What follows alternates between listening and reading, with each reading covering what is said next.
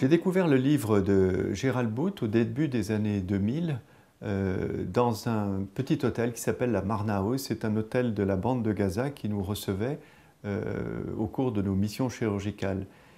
Gerald Booth est un journaliste anglais qui a travaillé pendant plus de 20 ans sur le Proche-Orient, qui est arabisant, et qui a écrit un livre extrêmement complet de l'histoire de Gaza, de nos origines à nos jours. Et j'ai pensé qu'il était important de bien s'imprégner de l'histoire de ce petit territoire si on voulait essayer de comprendre la situation actuelle.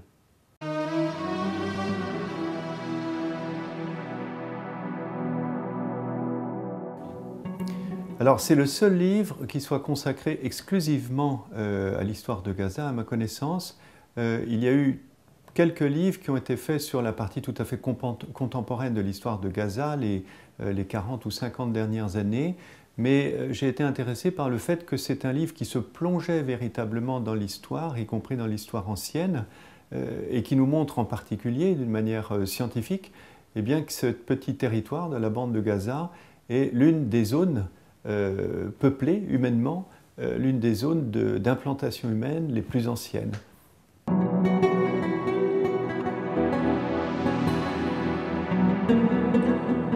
Cette terminologie bande de Gaza, on a l'impression que c'est un espèce de corridor qui permet aux uns et aux autres de passer de manière complètement temporaire. En réalité, si on remonte très très loin, si on remonte à 2 millions d'années par exemple, à l'apparition de l'homme sur cette planète, eh bien l'homme né en Afrique a conquis le continent euro-asiatique en passant par la Palestine, en passant par la bande de Gaza.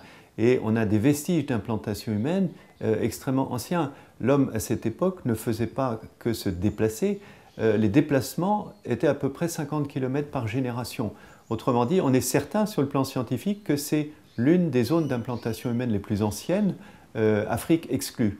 Alors malheureusement, on n'a pas retrouvé jusqu'à présent des vestiges aussi anciens, mais on a toutefois des vestiges qui remontent à 6000 ans, par exemple, et ce ne sont pas simplement des conquérants, des armées en campagne qui sont passées, ce sont une implantation effective avec un habitat, avec des monuments. La plus ancienne arche du monde, à 3500 ans, est située à 2 pas de Gaza, à Ashkelon, à 5 km.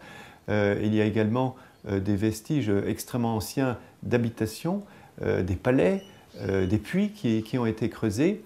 Et la première mention historique de Gaza, eh bien, c'est 1300 ans avant notre ère. Donc la préhistoire de Gaza existe et l'histoire aussi.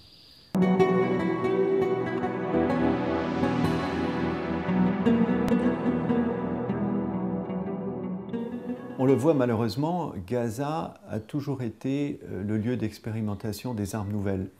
Et le livre d'histoire de Gerald Booth nous le rappelle.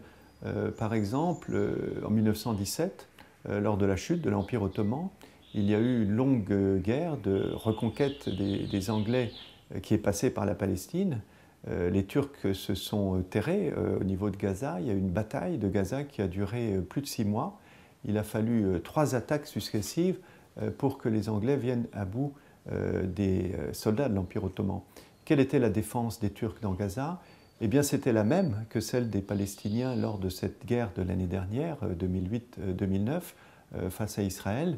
Eh bien, c'était une défense qui utilisait la géographie, la capacité de s'enfouir dans un sol sableux, de réaliser des tunnels, des cavernes, des réserves. Et c'est pour ça qu'il a fallu eh bien, que les Anglais soient à 8 contre 1 pour qu'ils puissent venir à bout de la défense turque. On voit également, malheureusement, et jusqu'aujourd'hui, que Gaza a toujours été le lieu où l'on a expérimenté d'une certaine façon les armes nouvelles. En 1917, eh bien, les bombardements de la bande de Gaza à partir des bateaux a été réalisé. Les premiers tirs étaient dirigés par les premiers hydravions utilisés dans une guerre. La radio également en était à ses balbutiements et a été utilisée très largement. De la même manière que j'ai vécu personnellement l'année dernière eh bien, l'utilisation d'obus antipersonnels. On a parlé des bombes au phosphore, bien entendu, mais toute une série d'armes nouvelles, à mon sens, ont été expérimentées à Gaza depuis 10 ans et j'en ai vu les blessures chez les Gazaouis.